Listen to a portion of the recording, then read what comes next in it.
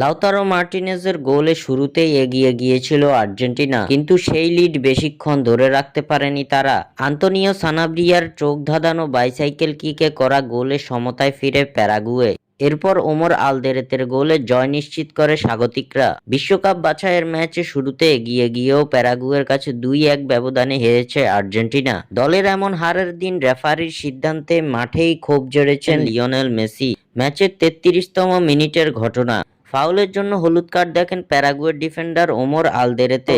এই ঘটনার 4 মিনিট পর আবারও ফাউল করেন তিনি। এবার তার ফাউলের শিকার হন লিওনেল মেসি। তবে এবার আর হলুদ কার্ড দেখাননি ব্রাজিলিয়ান রেফারি অ্যান্ডারসন দারাঙ্কো। তাতেই আপত্তি আর্জেন্টাইনদের। এ ঘটনায় মাঝ বিরতির সময় মাঠেই রেগে গেছেন লিওনেল মেসি, ক্ষোভ ঝেড়েছেন রেফারির উপরে। প্রথমার্ধের খেলা শেষের বাঁশি বাজার সঙ্গে সঙ্গে ব্রাজিলিয়ান রেফারির কাছে ছুটে যান আর্জেন্টাইন অধিনায়ক। এ সময় বেশ কিছুক্ষণ রেফারিকে শাসাতে দেখা যায় মেসিকে। আঙ্গুল উঁচিয়ে বেশ রাগী মেজাজেই ব্রাজিলিয়ান রেফারি দারাঙ্কোকে শাসিয়েছেন লিওনেল মেসি। এ সময় মেসির সামনে প্রায় অসহায়ের মতো দাঁড়িয়েছিলেন এই রেফারি।